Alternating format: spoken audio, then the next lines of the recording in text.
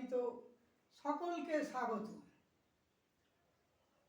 এবং মনের কথা এই সময় শাশ্বত যুগবাণী। প্রথমেই বলি ভারত শব্দের অর্থ শাশ্বত যুগবাণীর মধ্যে বলে, ভারত শব্দের অর্থ হচ্ছে ভারতা। ভা শব্দের হচ্ছে জ্যোতি, আলো বা সত্য। যিনি এই সত্যে বিচরণ করে চলেন অবিচল, তিনি ভারতীয়। ভারতবর্ষে জন্মালে ভারতীয় সংবিধান অনুযায়ী ভারতীয় নাগরিক হওয়া যায়, কিন্তু ভারতীয় নয়। এবারে বলি ভারত শব্দের বললাম, জয়গুরু। ভারতের একটি কথা, যে জীবনে কোনোদিন দুঃখ কষ্ট করেনি, কোনো কাজে বিফল হয়নি, তাকে কোনোদিন বিশ্বাস করো না। যার আদর্শ যত মহৎই হোক না কেন, যারা সোনার চামচ নিয়ে জন্মায়, তাদের প্ল্যাটফর্মে বা ছত্র ছাড়াই গেলে আমাদের বিপদ হতেই হবে, যা হচ্ছে। সুতরাং যারা কষ্ট করছে শারীরিক মানসিকভাবে করো। আত্মার কথা যিনি বলেন তিনি হচ্ছেন মহৎ। যিনি বুদ্ধিগোচর করতে পারেন তিনি বিজ্ঞ। আর যিনি নিপুণ আচার্যের কাছ থেকে শিক্ষা পেয়ে আত্মাকে উপলব্ধি করতে পারেন তিনি হচ্ছেন ধন্য।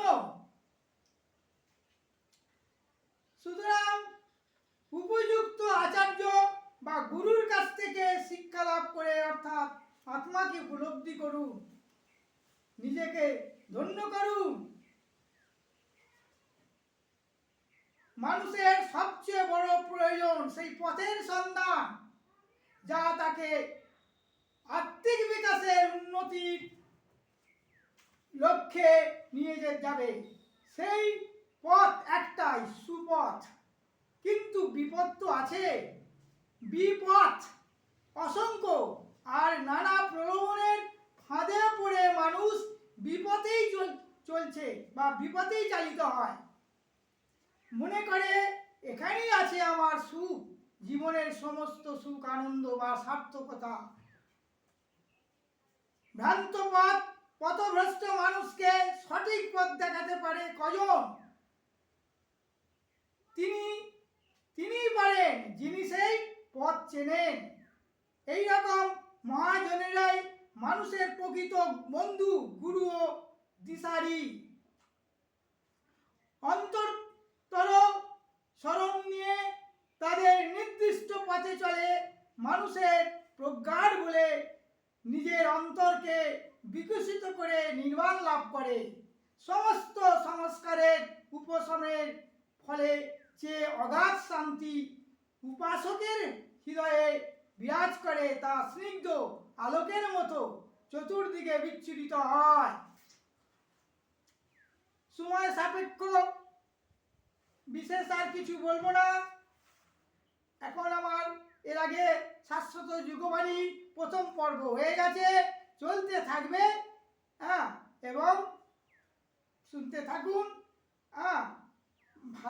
আমি আবার বলি, ভালোবাসাই তো ভারতের শক্তি। বসুধৈব কুটুম্বকম, ভারতবর্ষের বাণী।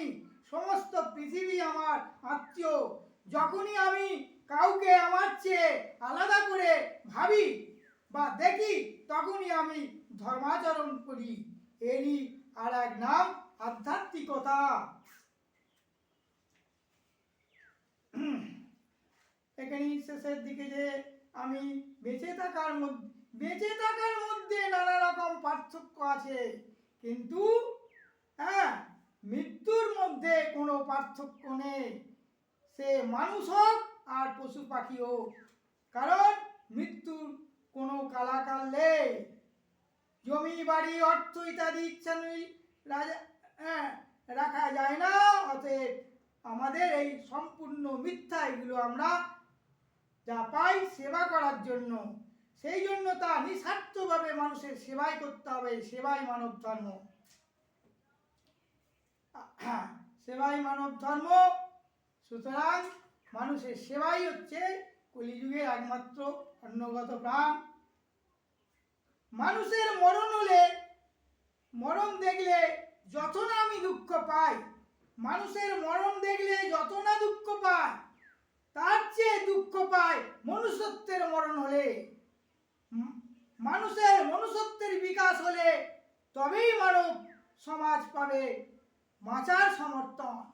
মনুষ্যত্বের কোনো বিকল্প নেই। তাই মনুষ্যত্বের জোয়ার আসুক সবার অন্তরে। জয় গুরু।